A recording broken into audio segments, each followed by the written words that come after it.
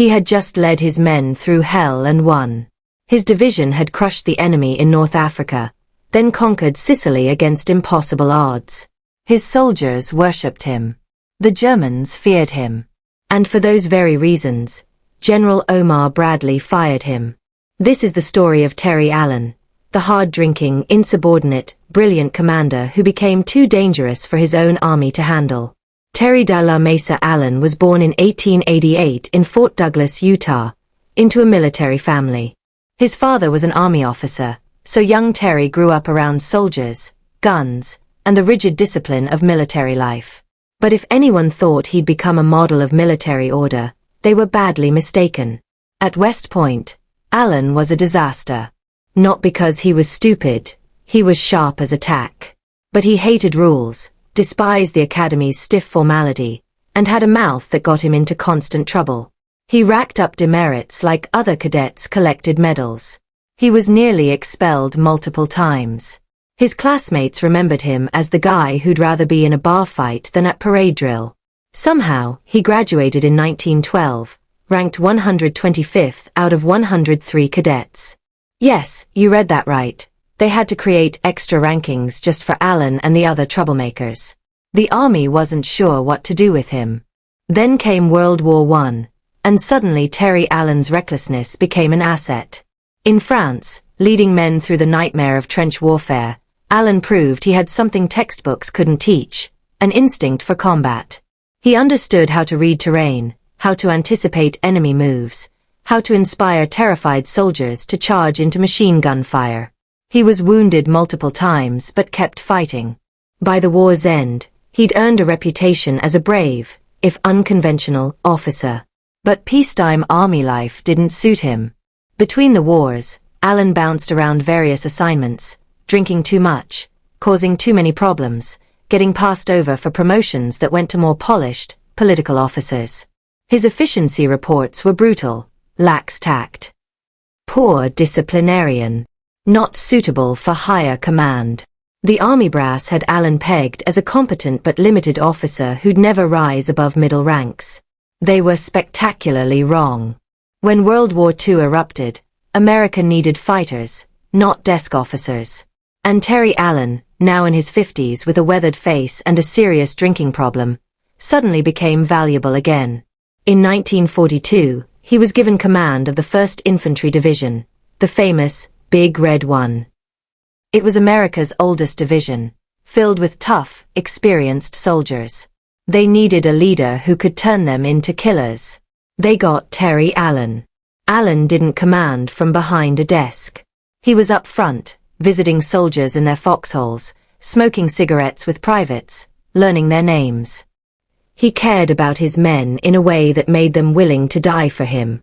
But he also drove them mercilessly, training them with a brutality that shocked other units.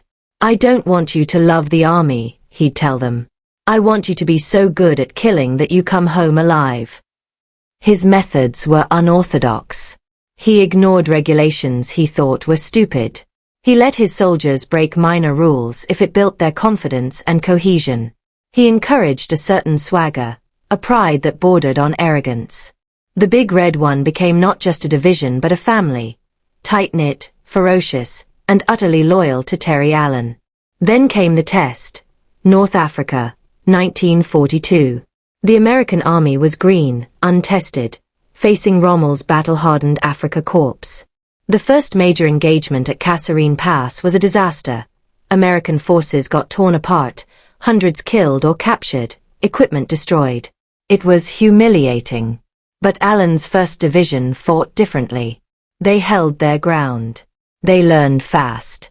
And when the Americans regrouped for the push across North Africa, the Big Red One led the way. Allen commanded like a man possessed.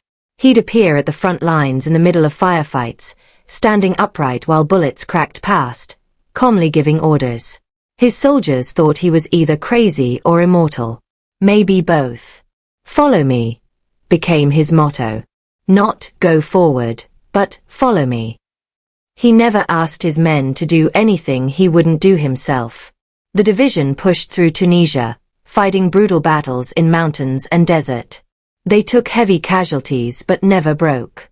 By May 1943, when the Germans finally surrendered in North Africa, the Big Red One had earned a fearsome reputation. And so had Terry Allen. But there was a problem brewing. Allen's division was becoming too independent, too confident, too loyal to him personally rather than to the broader army command structure. His soldiers called themselves Allen's Army. They looked down on other divisions. They got into fights with other American units, brawled in bars, caused discipline problems. Allen encouraged it. He wanted his men to feel superior because he believed that attitude made them fight harder. He protected them when they got in trouble, which made them love him more but infuriated higher command. General Omar Bradley, the senior American ground commander, started getting complaints. The 1st Division was becoming a problem. Bradley called Allen in, told him to tighten discipline. Allen smiled, said, "Yes, sir," then went right back to running his division his way. Next came Sicily, July 1943. The invasion was chaos, German and Italian forces fighting hard, terrible terrain, inadequate intelligence. Once again, Allen's 1st Division led the assault. They hit the beaches under heavy fire and pushed inland. For 38 days, they fought through mountains, heat, and determined resistance. Allen was everywhere, driving his men forward, ignoring his own safety, sleeping maybe 3 hours a night. The division performed brilliantly. They captured key objectives, outfought German divisions, helped secure the island.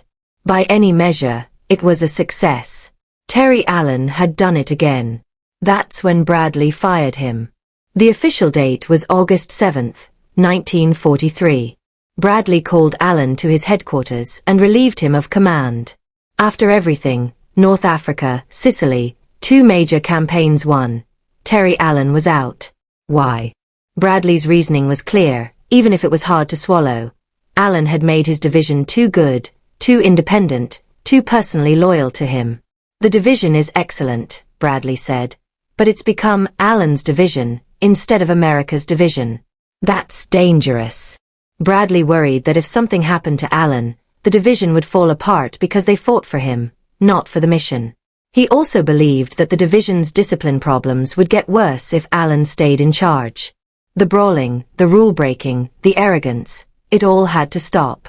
There was another factor, though nobody said it directly. Allen made other generals uncomfortable. He was too bold, too willing to ignore orders he disagreed with, too charismatic with his troops. In an army that valued conformity and hierarchy, Terry Allen was a wild card. So Bradley replaced him with a more conventional officer and sent Allen stateside, essentially benching one of America's most successful combat commanders in the middle of a war. The soldiers of the 1st Division were devastated. Some cried openly when they heard the news. They felt betrayed. Their general, the man who'd led them through hell, was being punished for winning too well. Allen took it quietly. He didn't complain publicly, didn't make a scene. But inside, he was furious. He believed he'd been stabbed in the back by officers who'd never heard a shot fired in anger, men who cared more about paperwork than victory. For months, he languished in training commands in the States, watching the war from the sidelines while younger, less experienced officers got combat assignments. It seemed his fighting days were over. But Terry Allen had one more campaign in him. By late 1943, the army was preparing for the D-Day invasion. They needed experienced commanders who could handle green troops in brutal combat. Someone remembered that crazy general who'd won in Africa and Sicily. In April 1944, Allen was given command of the 104th Infantry Division, the Timberwolves. They were fresh, untested, and scared. Perfect for Terry Allen. He did what he'd done before, trained them mercilessly, got to know every soldier, built their confidence, made them believe they were the best division in the army. But this time, he was more careful about discipline. He'd learned his lesson. The Timberwolves deployed to Europe in September 1944, landing in France after D-Day but in time for some of the war's toughest fighting. They pushed into Belgium, then Germany itself. And once again, Terry Allen proved he was a master of combat. His division fought through the Siegfried Line, crossed the Roer River under fire, helped capture Cologne, and pushed deep into Germany. They took heavy casualties but never faltered.